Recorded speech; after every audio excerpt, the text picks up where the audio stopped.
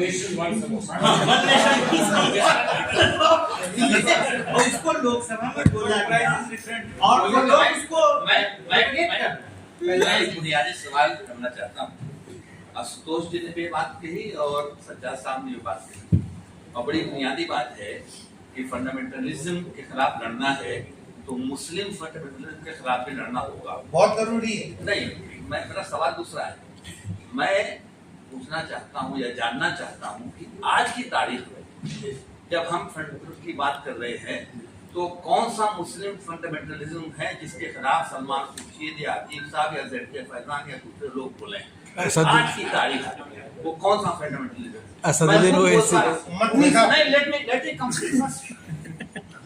मैं खुद बोलता रहा हूँ मुस्लिम फंडामेंटलिज्म के खिलाफ, यूट्यूब पर भी है और प्रेस में भी है।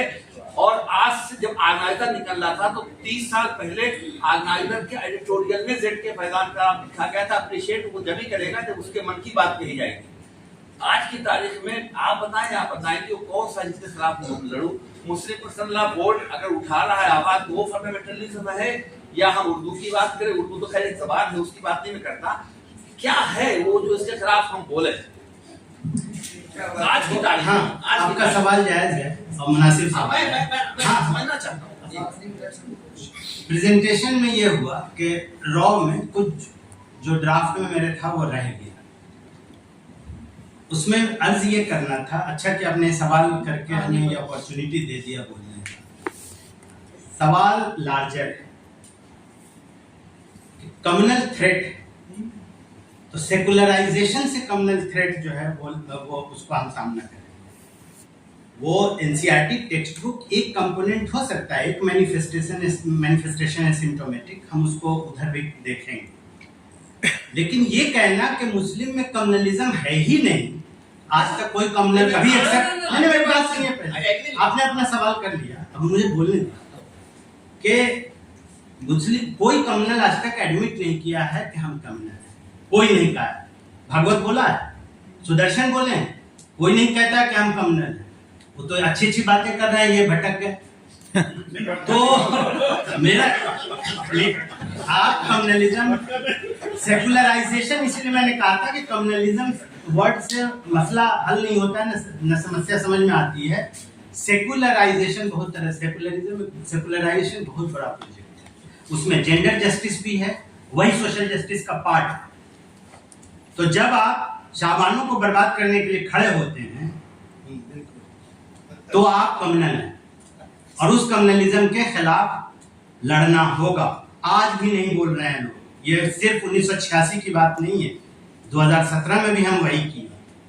हम अभी भी दीन बचाओ देश बचाओ रैली कर रहे हैं। इलेक्टोरल जो है SIR बचाओ रैली नहीं हो रही है, और SIR बचाओ रैली करके दिखा दें कितने लोग गांधी मैदान में पटना में इकट्ठा हो जाएंगे या रामलीला मैदान में। जब आप इस तरह के इशू पर चिंतते हैं तब करोड़ लोग और लाख लोग, 5 लाख और 10 लाख और 10,000 दिखते हैं वहां। आप दूसरे इशू पे दिखा दीजिए, पूरे आइडेंटिटेरियन इशू पे। नेहरू की मैग्नेनिमिटी थी जो उसने कहा कि हिंदू को पर्सनल लॉ रिफॉर्म होगा और मुस्लिम के अंदर से खुद से रिफॉर्म होगा, और आप वो खुद से आने ही नहीं दिए। जब मुस्लिम कम्युनलिज्म पे बात होती है आप कहते हैं अभी वक्त मुनासिब नहीं है। अरे वक्त मुनासिब नहीं करके तो वक्त खराब कर दिया। हर वक्त हम वक्त कहते हैं कि वक्त मुनासिब नहीं है। आपको हमने मिसाल भी दी कि इस्लामाइजेशन ऑफ नॉलेज के फंडिंग के थ्रू कम्युनलाइज किया गया है नॉलेज को। 1977 में मक्का में कॉन्फ्रेंस हुआ और उसके बाद पूरे 80s यही चला। मैं यहाँ नाम नहीं लेना चाह रहा हूँ, नहीं तो आगे जाते जाते पिट जाऊंगा रास्ते में। मैं मुस्लिम यूनिवर्सिटी में रहता हूँ, मैं मुस्लिम यूनिवर्सिटी में रहता हूँ। मुझे प्लीज बोलने दीजिए, मुझे प्लीज बोलने दीजिए। और मैं प्रोवोक्ड हो गया है ना, इसलिए बोलना पड़ रहा, वरना मैं होल्ड बैक किया हुआ था। खुलेआम इंडियन एक्सप्रेस में लगातार जिसने लिखा कि हिंदू राष्ट्र होना चाहिए, सेकुलरिज्म हटना चाहिए। सर की किताब में एक सर का जो प्रिंट ने छापा था, सनलाइट एट अयोध्या वाली किताब में, और उन्होंने उसी एक शर्त को छपवाया, बहुत अच्छा किया, मुबारकबाद। उन्हीं को एग्जीक्यूटिव काउंसिल जो है सबसे ज्यादा वोट दी है। अब बात करते हैं, ये मुस्लिम मेजॉरिटी में मेरे ड्राफ्ट में लिखा हुआ रखा हुआ है, मुस्लिम मेजॉरिटी कैंपस में मैं रह रहा हूँ 1990 से स्टूडेंट रहा, अब टीचर की हैसियत से हूँ। जो हालत है बहुत बुरी हालत है। कम्युनलाइजेशन जो है, पूरा जेंडर एटीट्यूड जो है लोगों का, पूरे जेंडर के क्वेश्चन पे 1986 में जब दस्तखत की मुहिम चली थी तो 500 से ज्यादा टीचरों ने, including the professors, women professors of women college, were against women. Shah Bano के जजमेंट के, जो सुप्रीम कोर्ट ने जो जजमेंट दिया था उसके खिलाफ दस्तखत 562 लोगों ने किया था, और शाहबानो को मेंटेनेंस मिले इस फेवर में सिर्फ 12 दस्तखत मिले थे, इसलिए वो 12 भी नहीं मिलते। वो दस्तखत इरफान हबीब करवा रहे थे, और इरफान हबीब उस जमाने में नौकरियां दिलवाने और नौकरियों से हटवाने की ताकत रखते थे, वरना उनको 12 नहीं 2 दस्तखत नहीं मिलते। मैं उससे इनकार नहीं करता, तो बस इनकार नहीं करते तो बात खत्म हो गई। और मिसाल दे दूं, मैं इतना ही सी बात, देखिए ये बहुत लंबी डिबेट हो जाएगी। हम सबको मालूम है, हम सबको मालूम है कि कम्युनल कौन है, हमारे बीच में कौन कम्युनल है, इसको डिफाइन करने की जरूरत है, हम जानते हैं अच्छे तरीके से। हेलो,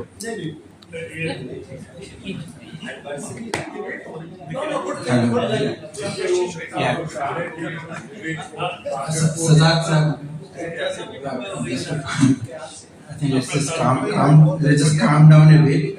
तो मेरा नाम मुजीबुर रहमान है, मैं जामिया में पढ़ाता हूँ जी। तो I just want to reply to his question with respect to Mohan Bhagwat के सिलसिले में। कुछ साल पहले राहुल गांधी साहब यूरोप गए थे और वहाँ पर उन्होंने आरएसएस को आईएसआई के साथ कंपेयर किया था, और वो स्टेटमेंट बहुत ही पब्लिसाइज हुआ था काफ़ी सारा, और उस स्टेटमेंट को आरएसएस वाले समझे कि बहुत बड़ा डैमेज किया है उनके रेपुटेशन को, उनके आइडियोलॉजी को, उनके पोजीशंस को। तो उसको न्यूट्रलाइज करने के लिए उन्होंने दिल्ली में 3 दिन का एक कॉन्क्लेव रखा, जिसको मोहन भागवत साहब एड्रेस किए थे, और जिसमें 60 एम्बेसीज के जो फंक्शनरीज हैं यहाँ पर, उन सबको बुलाया गया था। उसका एक ज़बरदस्त अच्छे तरीके से पब्लिसिटी हुई थी। उस पब्लिसिटी में मोहन भागवत साहब को पूछा गया मुसलमानों के बारे में कि what do you think about the place of Muslims in this country, करके जब कुछ जर्नलिस्ट लोग ने इसके सवाल उनको पूछा था, तो तब मोहन भागवत साहब ये जवाब दिए थे कि Muslims have a place in Hindutva, there is no Hindutva without Muslims. ये बात उन्होंने ये जवाब दिया था, और ये पूरा हेडलाइन हुआ था। उसके बाद काफ़ी डिस्कशंस भी हुई इसके बारे में। तो सवाल ये होता है कि whether Muslims have a place or not is not important. What is important is that what kind of place Muslims have in this society or in Hindutva, however you look at it. As Ashutosh was saying, for thousands of years, Dalits have been staying in this country, right? But we know what kind of place they had or they have, and how much of struggle that they have faced. Likewise, just to say that Muslims have a place is not enough, right? The question is therefore that Muslims have lived in this country, as we all know. I don't want to give a lecture on this. Historically, if this country has struggled, it has struggled with the idea of equality. Equality among castes, equality between religion, equality between gender. 1947, August 15th, and the Constitution is the first document in the history of this country, it's an old document, that has promised equality to all these people, and which is what is in danger. A Hindu-Muslim question in this country is a part of that particular struggle. So therefore, I do agree that we should not get carried away with this. It is more important just to be more specific about what the place of Muslims should be in this country. Thank you. I would like to say, sir, I've got no history, nothing, no relation with the history as a first person because I don't belong to this field.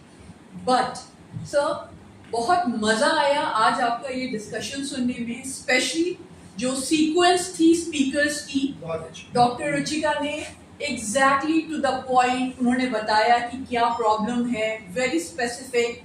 Then doctor Sajjad elaborated, then Dr. Ashok was there and Ashutosh sir. Sir, my question is with Ashutosh sir.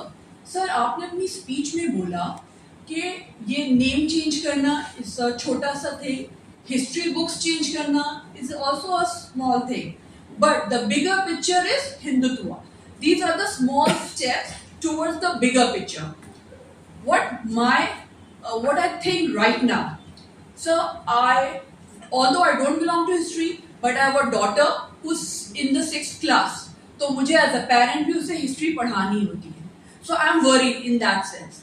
So अगर हम bigger picture को देखें, if we think for the future, Hindutva इनका राज बन भी गया, तो I would like to ask you, sir, as a minority or someone with a liberal open mind, sir, हमारा उसमें क्या रोल होगा? What will be our status in that? And plus another thing, sir, अगर ये हिंदुत्व राज्य बन गया तो won't be similar to the Pakistan? Pakistan भी तो मुस्लिम राज्य बन के ही चल रहा है, but what it has achieved? जो बात आप कह रहे हैं, मुझे लगता है कि वो बिल्कुल सही बात आप कह रहे हैं कि पाकिस्तान बन गया, धर्म के नाम पे बना, तो क्या हासिल हुआ? कुछ हासिल नहीं हुआ.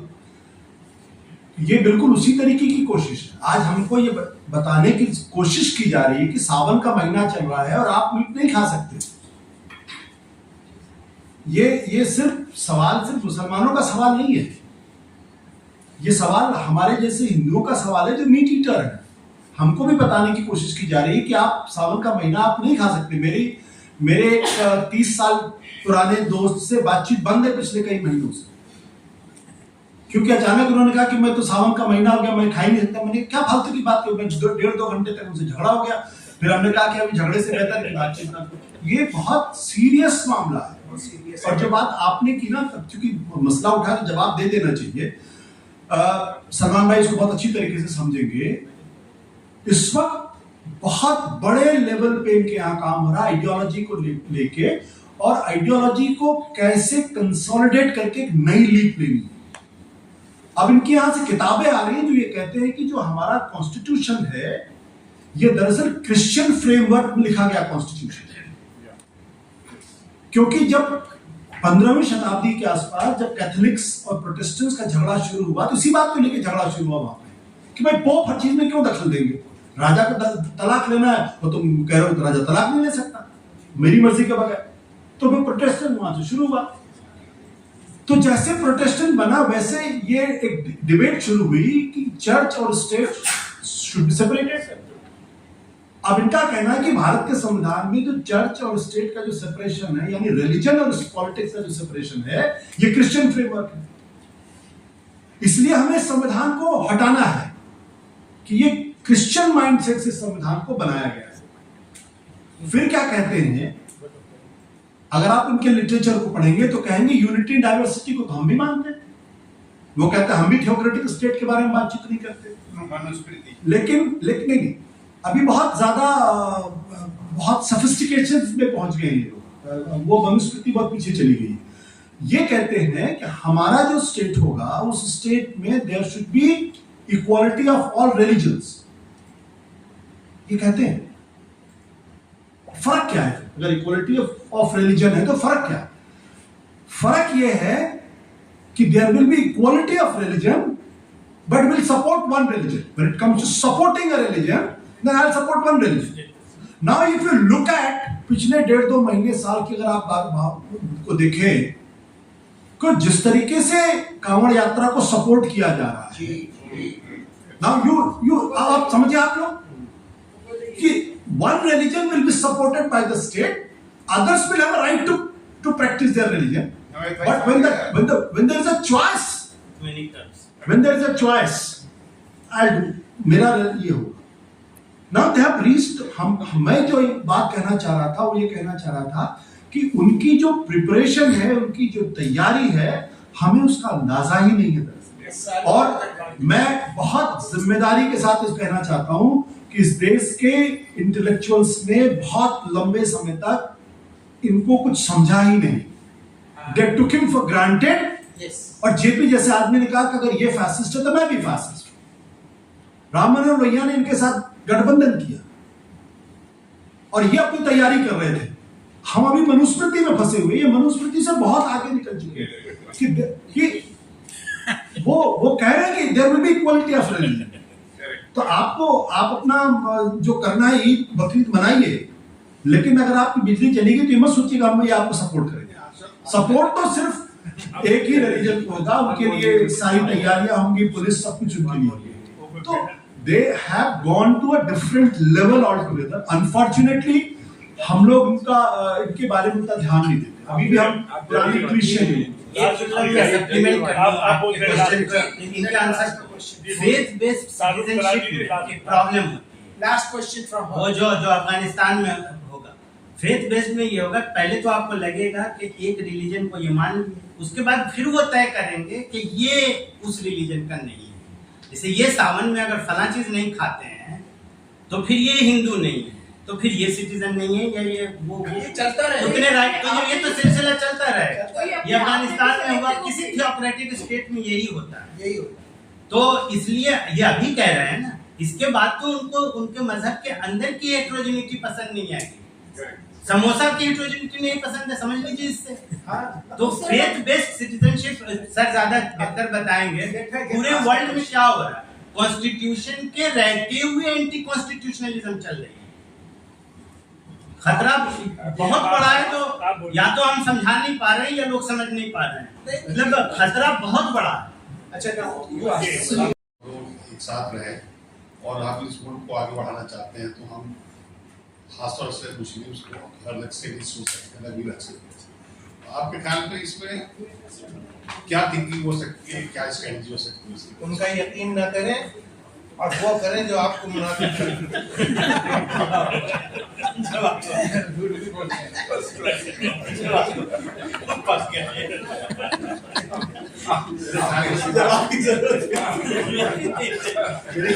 मेरी एक पर्सनल राय है कि मेरे ख्याल में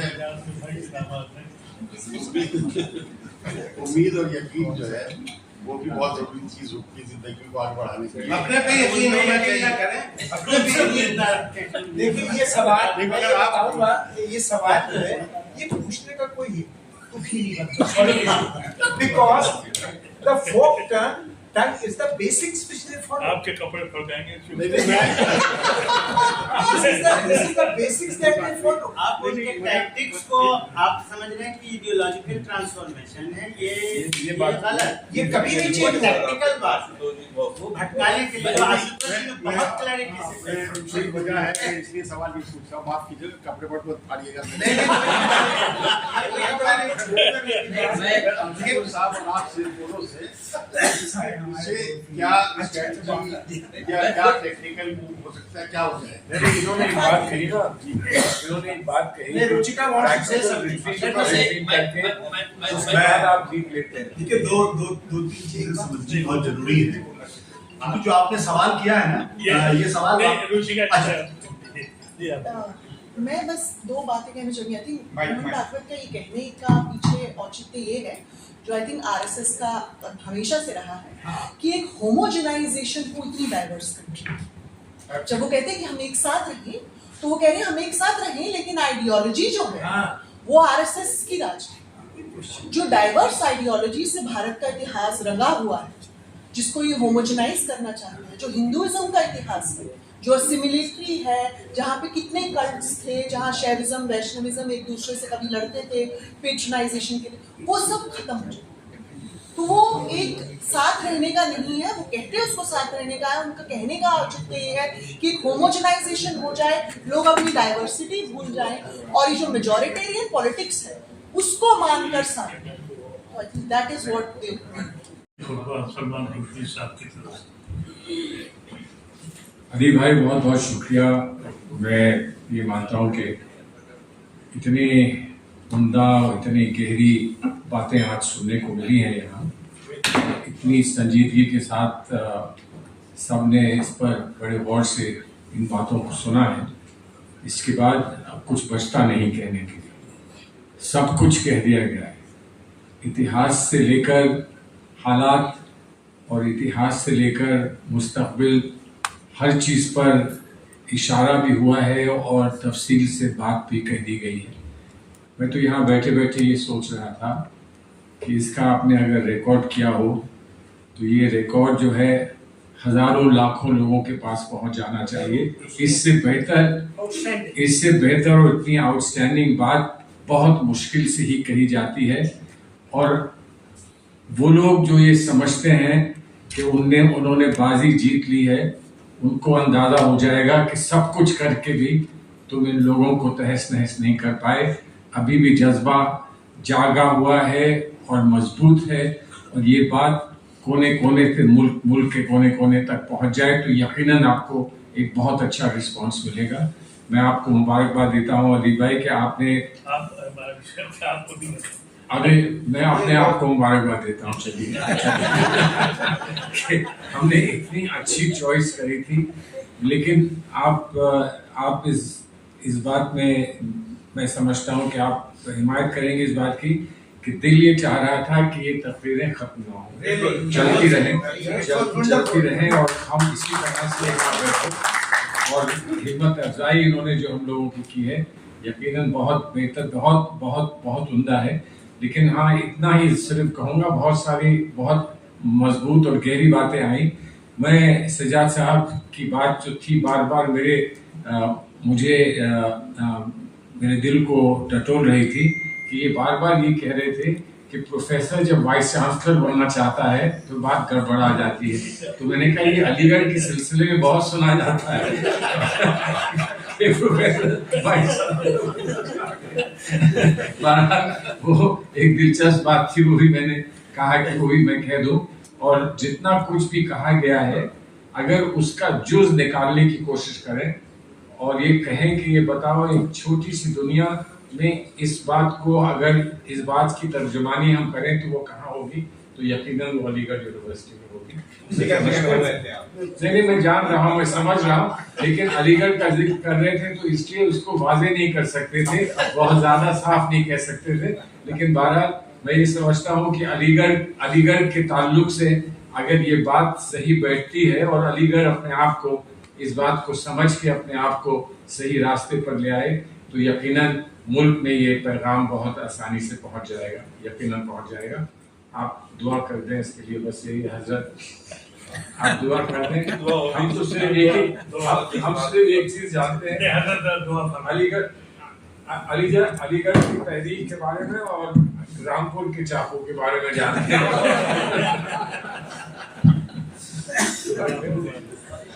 मालिक के नाम से मैंने मोहतरम भाई सज्जाद साहब और भाई आशुतोष साहब, अशोक पांडे जी से ऐसे लग रहा था कि हम लोग जामिया में हिस्ट्री की क्लास में बैठे हैं और जिस बेबाकी, जिस जुर्रत, बस मैं एक ही सेंटेंस पर जो मैंने अपने बुजुर्गों से सुना है उस पर बात खत्म करके तो ये अल्फाज कहते हैं अपने वतन अजीज के लिए कि हज़रत मौलाना अली मियां रहमतुल्लाह अलैह जो अपने आप को हिस्ट्री का तालिब इल्म कहते थे और हिंदुस्तान की तारीख पर और ख़ासतौर पर अयोध्या की तारीख पर उनके वालिद की किताबों के हवाले भी दिए गए। उन्होंने एक बात कही और मैं बहुत उस वक्त छोटे थे सुनते थे उनकी मजलिस में कि तारीख को लिखने वाले तारीख की हैसियत से लिखते, उस तारीख का कोई मजहब नहीं होता। तारीख सिर्फ तारीख होती है, जो कुछ पेश आया होता है। देखिए सबसे बेहतरीन मिसाल मुल्ला अब्दुल कादिर बदायूनी जब अकबर के दरबार में आए तो कफन साथ लेकर आए थे, क्योंकि अकबर को उन्होंने क्रिटिसिज्म किया था और ये बात जब अकबर को बताई गई कि साहब ये वही है तो बड़े लाल पीड़े गुस्सा नाराज हुए।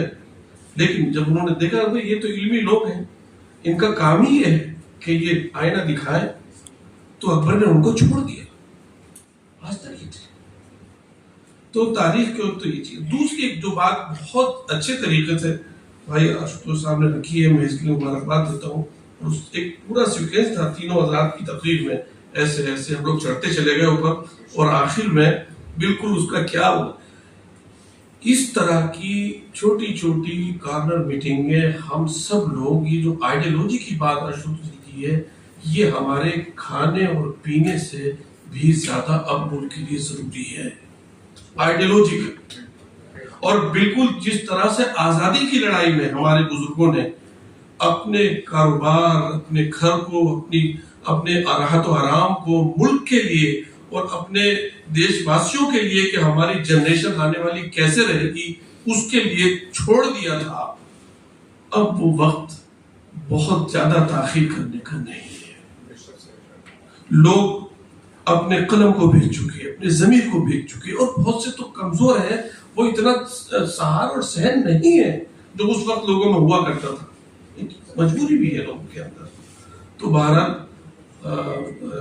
बहुत अच्छी बात आपने कही कि तारीख तो तारीख होती है। और एक बात और कहा करते थे मौलाना अली रहमतुल्लाह अलैह कि तारीख एक सोता हुआ शेर होता है, उससे गुजरना होता है, उससे अच्छी चीजें तो ली जाती हैं, सीखी जाती हैं, लेकिन उसमें उलझना अक्लमंदी का काम नहीं होता।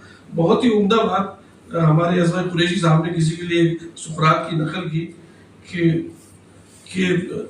जिस शख्स के ऊपर कोई बैड आइडियोलॉजी, कोई मुसल्लत हो जाए, शैतान कर दे, तो उसकी मिसाल बहुत खराब जैसी जानवर की हो जाती है। लेकिन क्या किया जाए कि उस जानवर को पिंजरे में करने के लिए चाहे जो नाम दिया जाए उससे हम वो नहीं मोड़ सकते। अब इस दो राय पर है कि अगर हमें अपनी जनरेशन को बचाना है और मुल्क का जो वक़ार है, जो देखिए कितनी उम्दा बात कही आपने भाई सामने, मैं उसे और वो कर दूं, समझता हूँ रिपीट करने की कि सबसे बड़ा नुकसान मुसलमानों और इस्लाम का देश में नहीं होने वाला है। जो हजारों साल की हिंदुइज्म की, हमारे बिरादरान वतन की जो तारीख है, जिस तारीख के सामने दुनिया के ममालिक की, बड़े बड़े पुराने ममालिक की तारीख हेज हो जाती है, उस तारीख को, उस पर हाथ साफ करने की कोशिश है। अपनी तो बात ये समझ में आया कि गरीबान में जाओ। हाँ, सही, ये बहुत बड़ी बात है। और मैं आपको एक चीज बताऊं कि आज भी जो अरबों के दिल में हिंदुस्तान की अजमत का सिक्का बैठा हुआ है, वो इसलिए नहीं कि इधर जो 32 हिजरी की मस्जिद चेरामन बनी या कच्छ में मस्जिद बनी गुजरात, सिक्का इसलिए बैठा हुआ है कि हमारे हजारों साल से जो रिलेशन अरबों से थे तिजारत के, उसकी वजह से जो एक दूसरे पर एतमाद है, वो कहते हैं हिंदी इंडियन, ओहो क्या बात है। उन तमाम चीजों को एक ये जो राइट विंग की जो माफ कीजिएगा मैं बात खत्म कर रहा हूँ कि यूरोप में जो कुछ गुंडे ममालिक राइट विंग के नाम से पैदा हुए और उन्होंने वहां के भोली आवाम को बेवकूफ बना करके, जैसे सेकेंड वर्ल्ड वॉर में प्रोपेगेंडे से बाहर जीती गई, सिर्फ 2 ही बम थे अमेरिका के पास। अगर जापानियों को ये मालूम हो जाता कि वो पढ़ चुके हैं, तब भी वो अमेरिकियों को खत्म कर देते। प्रोपेगेंडा वार थी, कभी तो बहुत कुछ है। तो ये प्रोपेगेंडा वार है, इससे हमें बहुत संजीदगी के साथ में, लेकिन मेहनत के साथ में हमें निकलना है।